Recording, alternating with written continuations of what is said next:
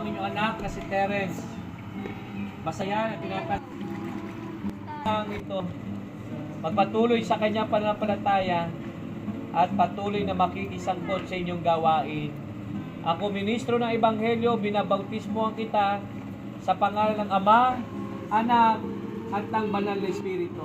Tinanggap kayo bilang Panginoon at tagapagligtas. Sa kanyang pong pakikinig gabi-gabi, narito po ang inyong anak na si Realin. Sa kanyang murang edad ay hindi naging antala, ibigay at tinatanggap kayo bilang Panginoon at tagapagligtas.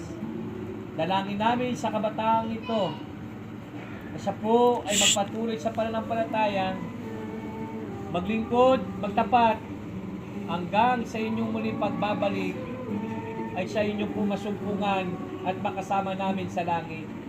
Ako, ministro ng Ebanghelyo, binabautismohan kita sa ngalan ng Ama, ang iyong anak na si Mary Jane. Masaya po siya sa bautismo sa hapon na ito. Sa gabi na kanyang pong pagdalo, natutunan niya po ang pangkalusugang lektura. Dalangin namin na Sister Elizabeth. Doon kayo. Doon kayo,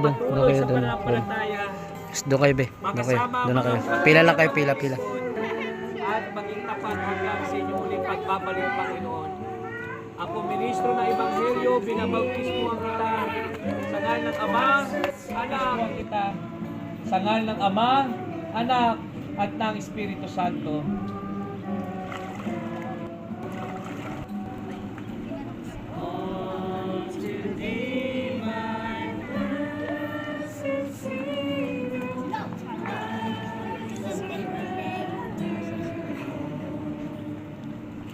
Tawagin mo na si Sir Elmar. Tawagin mo. Salamat sa butil ng katotohanan na ito ngayon ang kanyang tinanggap na kayo ay bilang Panginoon at tagapagligtas. Dalangin ko po, pagpalain niyo po ang kapatid na ito. Magpatuloy sa kanyang pananampalataya at makasama po namin sa inyong misyon at patuloy na ibahagi ang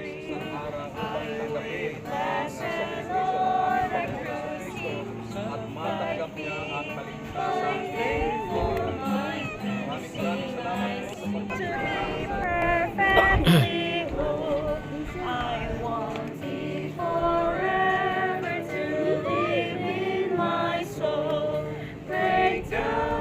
po i-request si Pastor Caranza i-lead sa ating prayer. Okay lang, Pastor? Kahit namin kasi ng buhay, buhat sa inyo. Aming itinadalangin, Panginoon, na ang mga katotohanan kanyang tinanggap sa kanyang pakikinig sa mga tagapangaral sa gabi-gabing kanila pong tinanda ay maging kanyang pamamaraan ng buhay at makita siya bilang isang Pastor Raymond sa pangalan ng Ama, ng Anak at ng Espiritu Santo.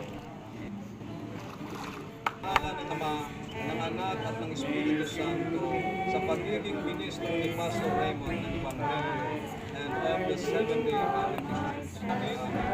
Panginoon, namin pong inihaharap sa inyo si Brother Sam sa kanya pong pagpapasya na tanggapin ang sakripisyo ng inyong anak, ang aming Panginoon Jesucristo bilang kanyang tagapagligtas at sa pamamagitan po ng bautismo na magdadala sa kanya bilang kaanib ng iyong iglesia.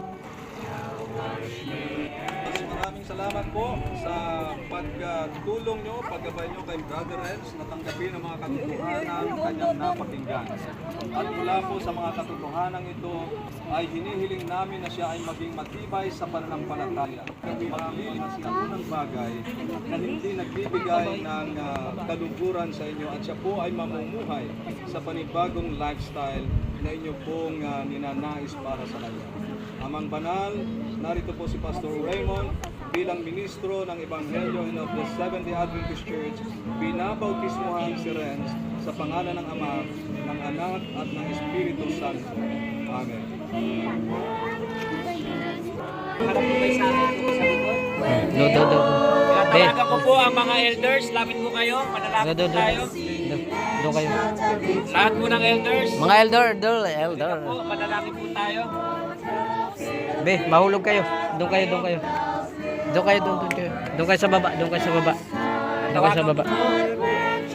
Sige, luhod tayo, luhod. Tayo po rin manalangin. Mapagpala sa ilang Diyos, Amang Banal, sa hapong ito, pinupuri at pinapasalamatan po namin kayo na sa buong naluluwa na tinanggap kayo sa hapong ito ng inyong mga anak na lalaki at babae.